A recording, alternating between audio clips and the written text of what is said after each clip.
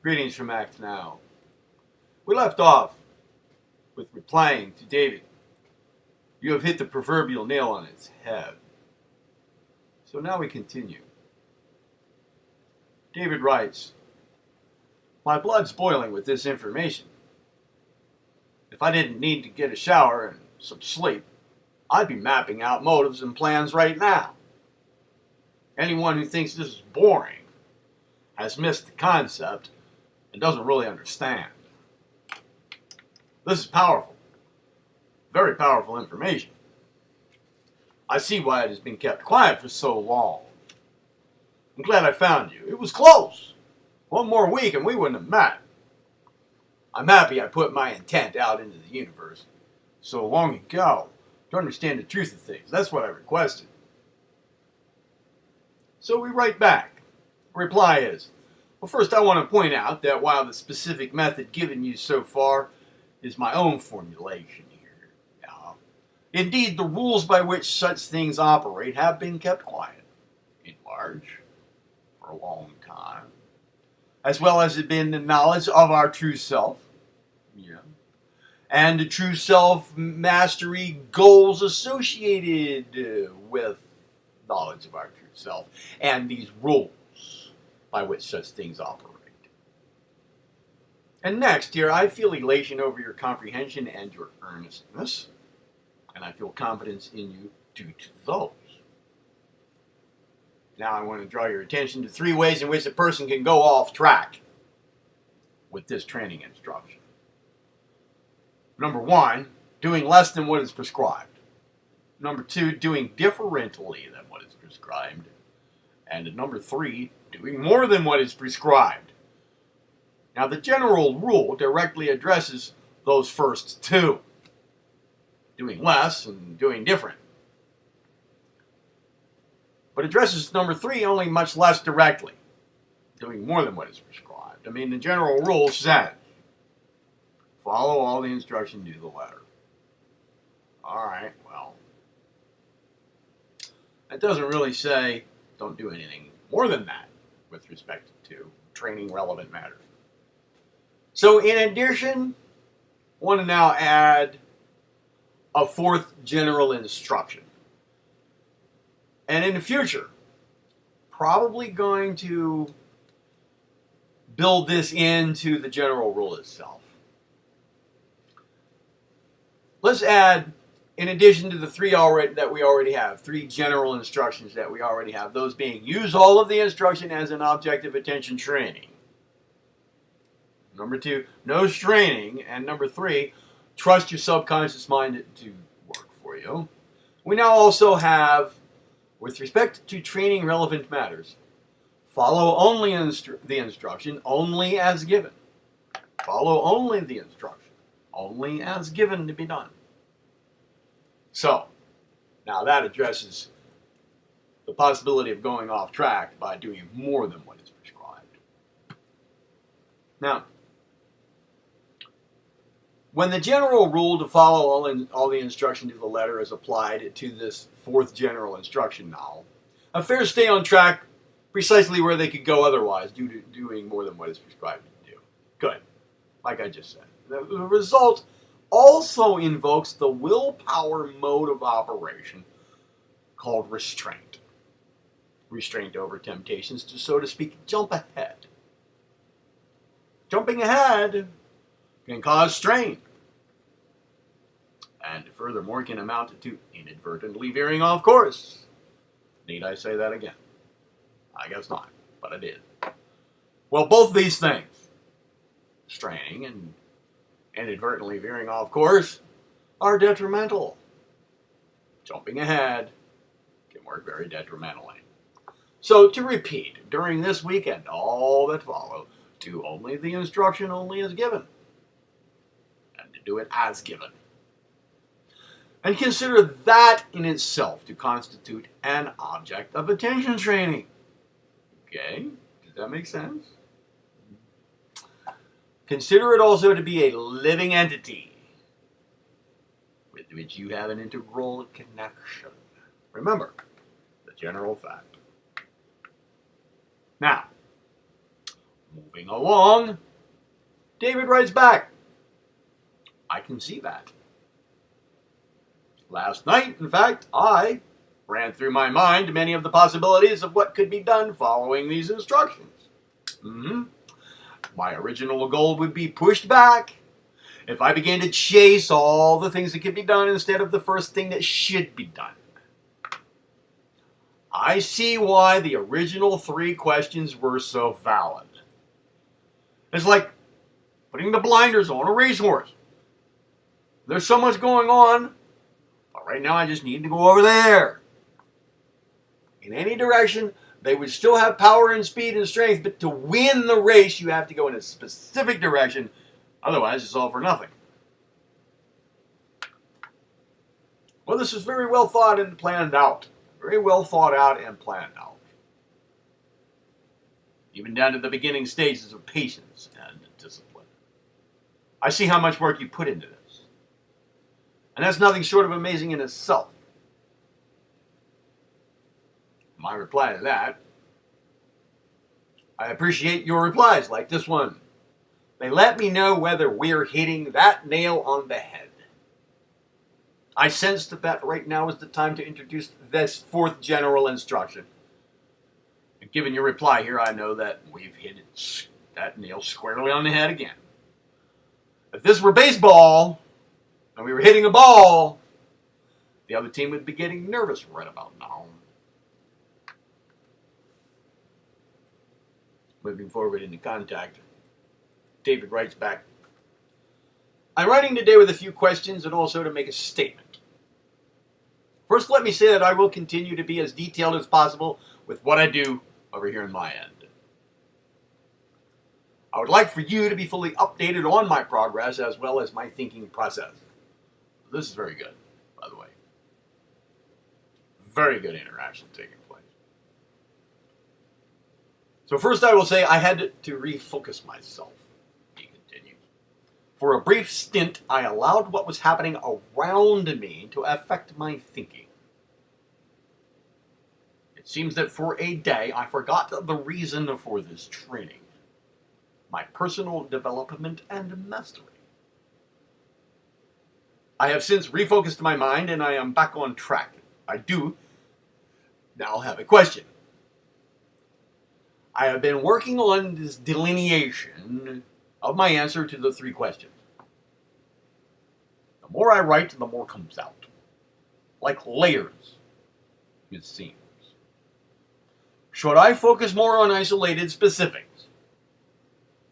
As I write this right now, in fact, though, inside my chest is saying that what comes out is what comes out. If it's a single specific or a general intent, whatever. Okay, I think that's giving me the answer here. I will continue with the delineation. All right. My other question was, in the meantime, should I focus on this solely? I was going to go back and read our emails over some more, you see. To create some notes from the things we have discussed. I know you said doing too much can get in the way of the training. I just want to make sure I can operate within the parameters you have set forth. So, in reply, just a moment. There we go. Yeah, that's better. All right. In reply, by way of reply, I had to rearrange something on my desk. Okay. I got a new overhead light here, and the cord is a little shorter than what I've been using. Then is the cord for the one I had. I had to readjust some stuff here. Okay, we're better. All right, here we go. By way of reply. Excellent. Very appreciated thought process update. Again, David, and excellent, appropriate questions. That for a day you forgot the reason for this training can happen easily. It can come in many forms. Excuse me once again. Okay, here we go. It can come in many forms. this kind of like forgetting the reason for doing this. It can happen easily. It can come in many forms. Some of these forms can come upon a person quite sneakily. Sneakily. It can happen at any of many levels. It can happen at more than one level at a time. And it can have any of many consequences. Just one consequence is the discontinuance of the training.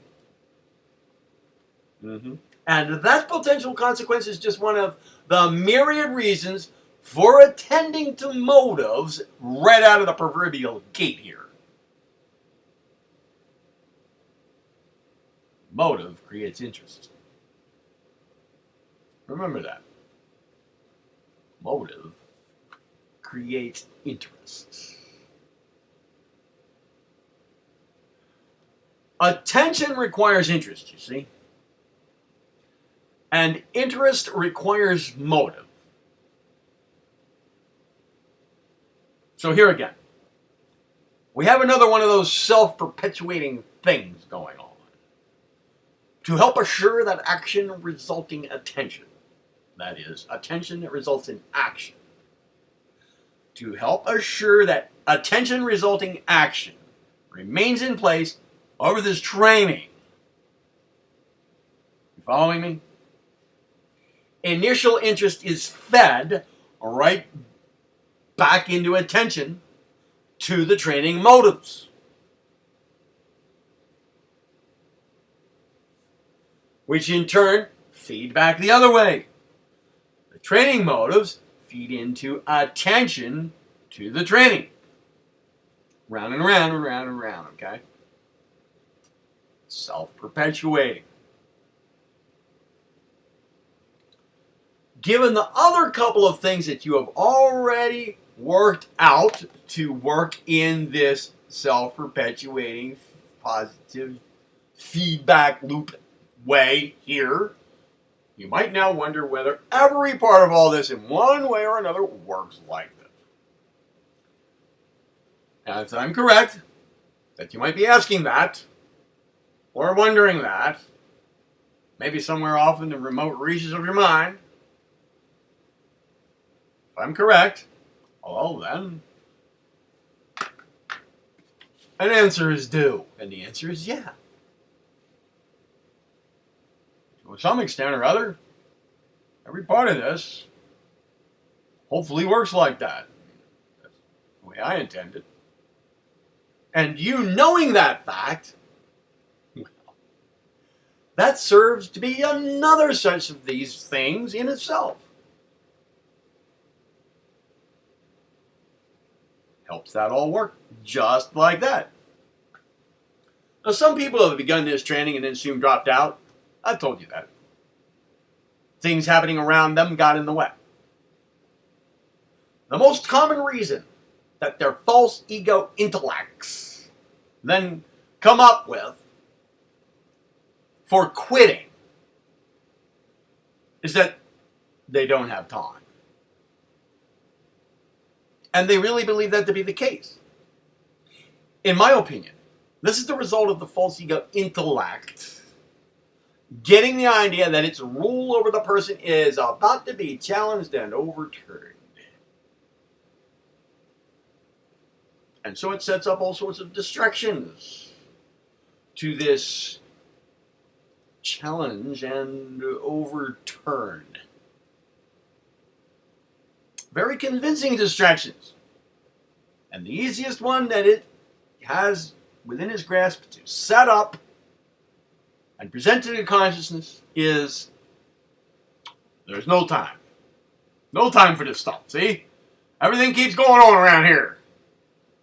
There's just too much to do. There's no time for attention to this other stuff here. But do you see what this distraction is really saying? Do you see what this phenomenon really says? It says there's too much to attend to already. This attention control stuff is going to get in the way of attention control, you see? This is just this attention control stuff here is just a stupid distraction itself from the existing attention demands that are already nearly overtaxing here. Come on now. In other words, this says, I allowed what was happening around me to affect my thinking, and it seems that for a day I forgot the reason for this training. My personal development and mastery points straight to a need for this training. And allowed to go to the point of, there is no time for this, would boil down to a clear reason to pursue the training, itself turning into the reason to ignore the training.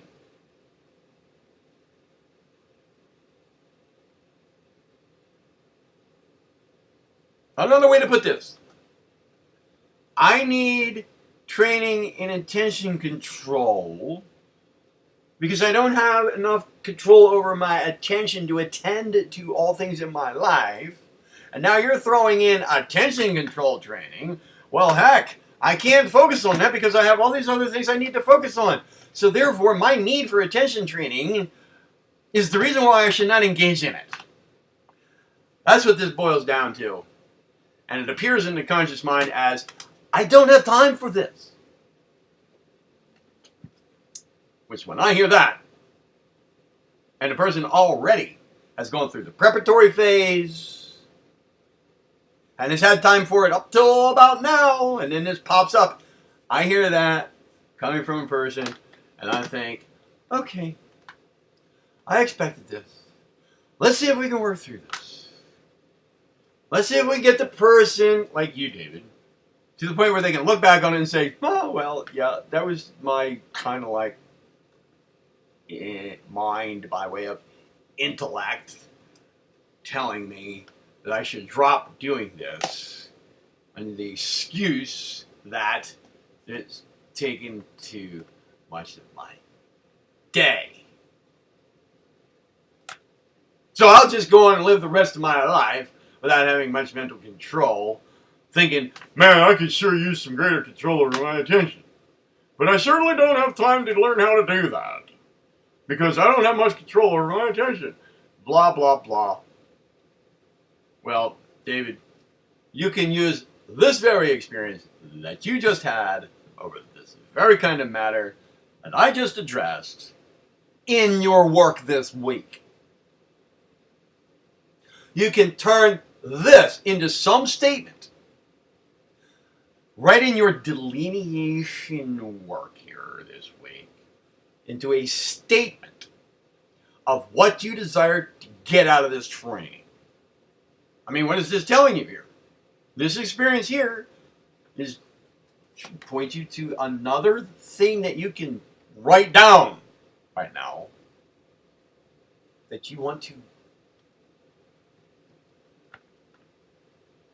get out of this.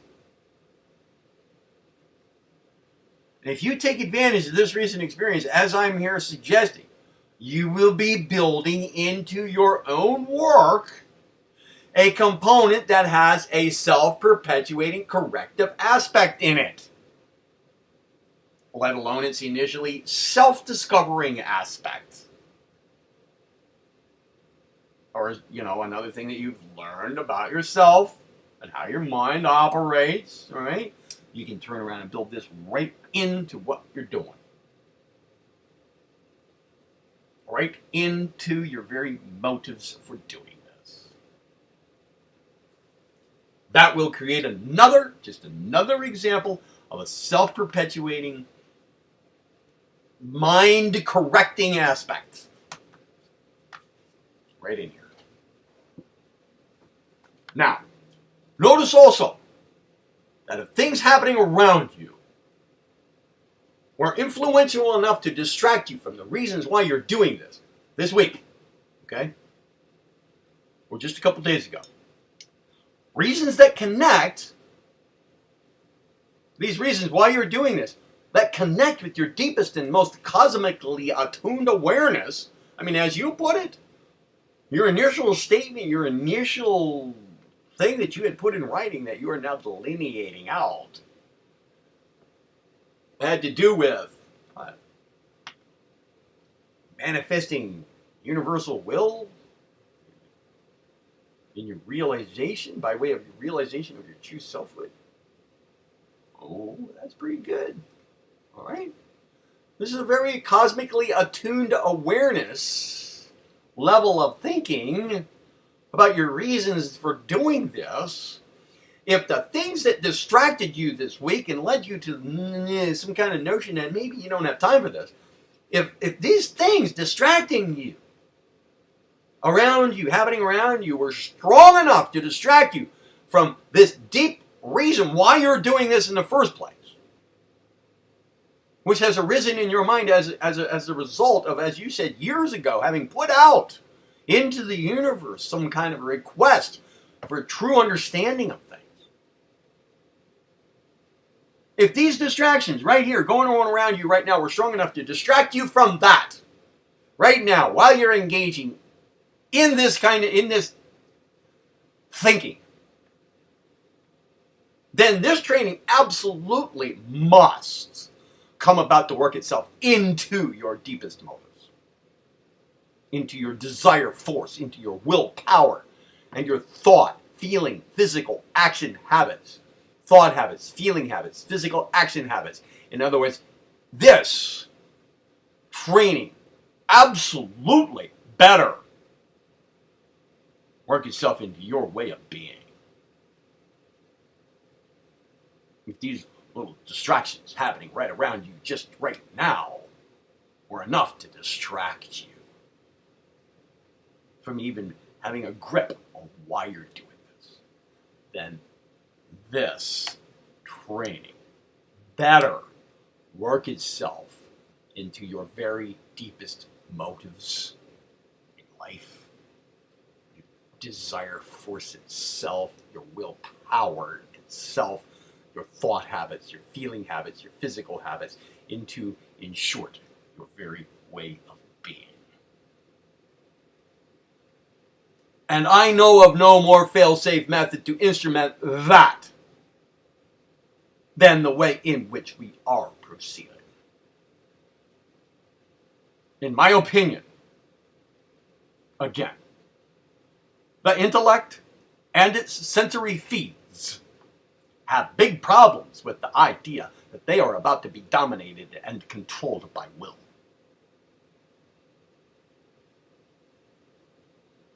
And they also have a big problem with, well, the idea that identification with them, your sense of identity being connected to intellect and its sensory feeds, is about to be supplanted with true selfhood.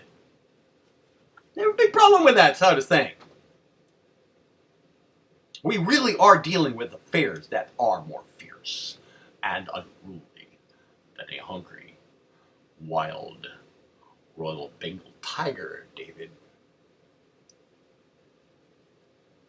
So with respect to this training, right now is an excellent time to pull into full practice, attending solely to satisfying the requirements of the current instruction, and nothing more. Up to this point, everything you need in order to do this has been laid out during the preparation phase. And you did satisfy the requirements of that phase. Now, just go ahead and practice trusting your subconscious mind to sort out what you have done during that phase, in accordance with the already given instruction to do exactly that.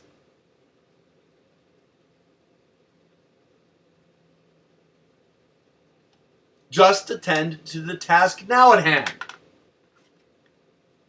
That is the only task involving due attention currently. The prep phase material already got its due conscious attention. You know that. You did what was instructed, and that instruction had to do with due attention and how to give it to that very material. About that. Remember? And then you made your decision about all of this, and you took action to initiate affairs in this direction. You gave all of that its due attention. And you know that. You now have even experienced your senses sneaking in some external world information that led to your false ego intellectual activity, throwing in some amnesia over that which you just created and performed a ritual about. This whole training. You now have experience with the powers of both the training and the things that it is supposed to control, that it is set up to control. The training and its objects of control. Those latter stirring, getting nervous over the prospects of where this training is headed. Remember, I said that if this were baseball, the opposing team would be getting nervouser right about now. I think that comment came right on time. Use your current experience with this, David. And also use what you now know from having gone through and moved beyond the preparation phase to help you to perform this work this week. And you mentioned layers. Layers. Yes. Layers. Well put. You are indeed doing this, David. You are on the right track. Layers, yes, layers get uncovered this week and in the weeks to come. Keep doing what you're doing. You got it right. Specific or general, either one or both. As you asked about, yes. You just keep doing what you're doing. And nothing else. And please ask further questions if you have any. You're on the right track. You didn't go off track. You're right on it. You lost focus.